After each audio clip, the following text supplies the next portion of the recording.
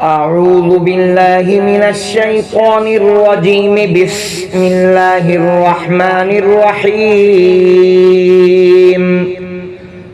الذين كفروا وصدوا عن سبيل الله أضل أعمالهم والذين آمنوا وعملوا الصالحات وآمنوا بما نزل على محمد وهو الحق من ربهم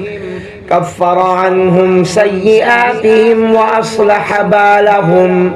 ذلك بأن الذين كفروا اتبعوا الباطل وأن الذين آمنوا اتبعوا الحق من ربهم كذلك يضرب الله للناس أمثالهم فإذا لقيتم الذين كفروا فضرب الرقاب حتى إذا أثخنتموهم فشدوا الوثاق فإما منا بعد وإما فداء حتى تضع الحرب أوزارها ذلك ولو يشاء الله لانتصر منهم ولكن ليبلو بعضكم ببعض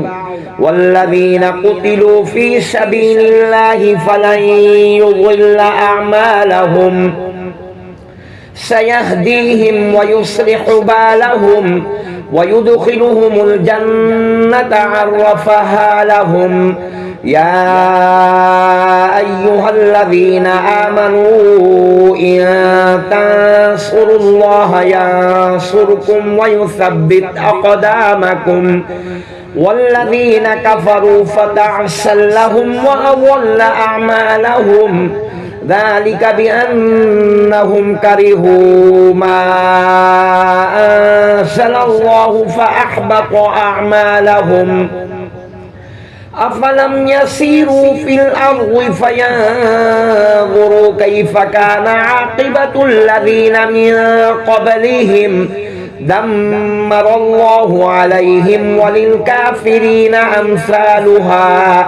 ذلك بأن الله مولى الذين آمنوا وأن الكافرين لا مولى لهم إن الله يدخل الذين آمنوا وعملوا الصالحات جنات تجري من تحتها الأنهار والذين كفروا يتمتعون ويأكلون كما تأكل الأنعام والنار مثوى لهم وكأي من قرية هي أشد قوة من قريتك التي أخرجت أهلكناهم فلا ناصر لهم أفمن كان على بينة من ربه كما زين له سوء عمله واتبعوا أهواءهم مثل الجنة التي وعد المتقون فيها أنهار من ماء غير آسن وأنهار من لبن لم يتغير طعمه وأنهار من خمر لذة للشاربين وأنهار من عسل مصفى ولهم فيها من كل الثمرات ومغفرة من ربهم كمن هو خالد في النار وسقوا ماء حميما فقطع أمعاءهم ومنهم من يستمع إليك حتى إذا خرجوا من عندك قالوا للذين أوتوا العلم ماذا قال آنفا أولئك أولئك الذين طبع الله على قلوبهم واتبعوا أهواءهم والذين اهتدوا زادهم هدى وآتاهم تقواهم فهل ينظرون إلا الساعة أن تأتيهم بغتة فقد جاء أشراطها